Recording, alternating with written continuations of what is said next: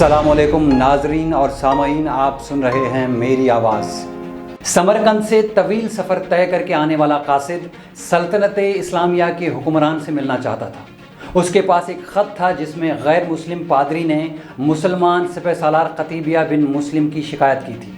पादरी ने लिखा कि हमने सुना था कि मुसलमान जंग और हमले से पहले कबूल इस्लाम की दावत देते हैं। अगर दावत कबूल न की जाए तो जुजिया देने का मुतालिबा करते हैं, और अगर कोई इन दोनों शराइत को कबूल करने से इनकार कर दे तो जंग के लिए तैयार हो जाते हैं। मगर हमारे साथ ऐसा नहीं किया गया और अचानक हमला करके हमें मफ्तूह कर लिया गया है। ये ख़त समरकंद के सबसे बड़े पादरी ने इस्लामी सल्तनत के फरमारवा उमर बिन अब्दुल अजीज़ के नाम लिखा था। दमिश्क के लोगों से शहनशाह वक्त की क़यामगाह का मालूम करते वो कासिद एक ऐसे घर जा पहुंचा जो इंतहाई मामूली और खस्ता हालत में था। एक शख्स दीवार से लगी सीढ़ी पर चढ़कर छत की लिपाई कर रहा था और नीचे खड़ी एक औरत गारा उठाकर उसे दे रही थी। जिस रास्ते से वो कासिद आया था वापस उसी रास्ते से उन लोगों के पास जा पहुंचा जिन्होंने उसे रास्ता बताया था। उसने लोगों से कहा, मैंने तुमसे इस्लामी सल्तनत के बादशाह का पता पूछा था, न कि इस मफलूकुल हाल शख्स का जिसके घर की छत भी टूटी हुई है। लोगों ने कहा, हमने तुझे ठीक ही पता बताया था, वही हाकिम वक्त उमर बिन अब्दुल अजीज़ का घर है। कासिद पर मायूसी छा गई और बेदिली से दोबारा उसी घर पर जाकर दस्तक दी। जो शख्स कुछ देर पहले तक लिपाई कर रहा था वही अंदर से नमूदार हुआ। कासिद ने अपना तारुफ कराया और ख़त उमर बिन अब्दुल अजीज़ को दे दिया। उमर बिन अब्दुल अजीज़ ने ख़त पढ़कर उसी ख़त की पुष्ट पर लिखा, उमर बिन अब्दुल अजीज़ की तरफ से समरकंद में तैनात अपने आमिल के नाम एक काजी का तकर्रुर करो जो पादरी की शिकायत सुने। मोहर लगाकर ख़त वापस कासिद को दे दिया। समरकंद से लौटकर कासिद ने ख़त का जवाब और मुलाकात का अहवाल जब पादरी को सुनाया तो पादरी पर भी मायूसी छा गई। उसने सोचा कि क्या ये वो ख़त है जो मुसलमानों के इस अजीम लश्कर को हमारे शहर से निकालेगा। उन्हें यकीन था कि कागज़ का ये टुकड़ा उन्हें कोई फ़ायदा नहीं पहुंचा सकेगा, मगर कोई और रास्ता भी नहीं था। चुनाचे ख़त लेकर डरते डरते अमीर लश्कर और हाकिम समरकंद कतीबिया बिन मुस्लिम के पास पहुँचे। कतीबिया ने ख़त पढ़ते ही फ़ौरन एक काजी का तयन कर दिया जो इसके अपने ख़िलाफ़ समरकंदियों की शिकायत सुन सके। काजी ने पादरी से पूछा, क्या दावा है तुम्हारा? पादरी ने कहा, कतीबिया ने बगैर किसी पेशगी इतला के हम पर हमला किया।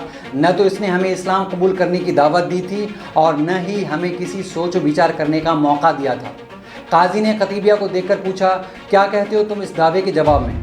कतीबिया ने कहा, काजी साहब, जंग तो होती ही फरेब और धोखा है। समरकंद एक अजीम मुल्क था। इसके इर्द गिर्द के कमतर मुल्कों ने न तो हमारी किसी दावत को मानकर इस्लाम कबूल किया था और न ही जुजिया देने पर तैयार हुए थे, बल्कि हमारे मुकाबले में जंग को तरजीह दी थी। समरकंद की ज़मीनें तो और भी सरसब्ज़ शादाब थीं और ज़ोरावर थीं।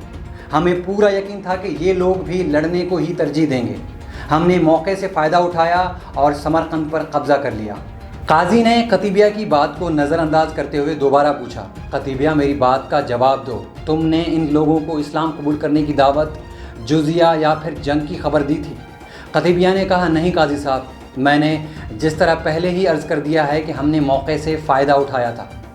काजी ने कहा, मैं देख रहा हूँ कि तुम अपनी गलती का इकरार कर रहे हो। इसके बाद तो अदालत का कोई और काम रह ही नहीं जाता। अल्लाह ने इस दीन को फ़तेह और अज़मत तो दी ही अदल इंसाफ की वजह से है, न कि धोखादही और मौका परस्ती से। मेरी अदालत ये फ़ैसला सुनाती है कि तमाम मुसलमान फ़ौजी और उनके ओहदेदारान बमा अपने बीवी बच्चों के अपनी हर किस्म की अमलाक और माल व गनीमत को छोड़कर समरकंद की हदों से निकल जाएं और समरकंद में कोई मुसलमान बाकी न रहने पाए। अगर इधर दोबारा आना भी हो तो बगैर पेशगी इतलाओ दावत और 3 दिन की सोचो विचार की मोहलत दिए बगैर न आया जाए। पादरी जो कुछ देख और सुन रहा था वो नाकाबिल यकीन था। चंद घंटों के अंदर ही मुसलमानों का अजीम लश्कर काफिला दर काफिला शहर को छोड़कर जा चुका था। समरकंदियों ने अपनी तारीख में ऐसा पहले कभी नहीं देखा था कि जब ताकतवर फातेह कौम कमज़ोर मफतूह कौम को यूं दोबारा आज़ादी बख्श दे। ढलते सूरज की रोशनियों में लोग एक दूसरे से सरगोशियाँ करने लगे कि ये कैसा मज़हब है और कैसे पैरोकार हैं। अदल का ये मयार कि अपनों के ख़िलाफ़ ही फ़ैसला दे दें और ताकतवर सिपह सालार उस फैसले पर सर झुकाकर अमल भी कर दे। तारीख़ गवाह है कि थोड़ी ही देर में पादरी की क़यादत में तमाम शहर के लोग घरों से निकलकर लश्कर के पीछे सरहदों की तरफ दौड़े اور لا الہ الا اللہ محمد رسول اللہ صلی اللہ علیہ وآلہ وسلم کا اقرار کرتے ہوئے ان کو واپس لے آئے کہ یہ آپ کی ہی سلطنت ہے اور ہم آپ کی رعایا بن کر اپنے لیے فخر محسوس کریں گے۔ دین رحمت نے وہاں ایسے نقوش چھوڑے کہ سمرقند ایک عرصے تک مسلمانوں کا دارالخلافہ بنا رہا۔ کبھی رہبر دو عالم حضرت محمد صلی اللہ علیہ وآلہ وسلم کی امت ایسی ہوا کرتی تھی، آج غیر مسلم تو دور کی بات، مسلمان سے مسلمان کو کوئی امان نہیں۔ آج ہم اگر اپنے حکمرانوں پر نظر دوڑائیں تو ایسا لگتا ہے کہ فرعون اور شداد کی قوم سے ہیں۔ ہم لوٹ کھسوٹ قتل و غارت میں سب سے آگے ہیں۔ اسلامی ملک میں رہتے ہوئے بھی ہم انصاف میں غیروں کی مثال دیتے ہیں، جبکہ اسلام ایک مکمل ضابطہ حیات ہے۔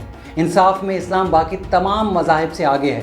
ہندو بھی انصاف کی بات کرتے ہوئے اسلام کی مثال دیتے ہیں، اور ہم مسلمان ہو کر بھی اسلام کے اصولوں اور قوانین سے بغاوت کرتے ہیں۔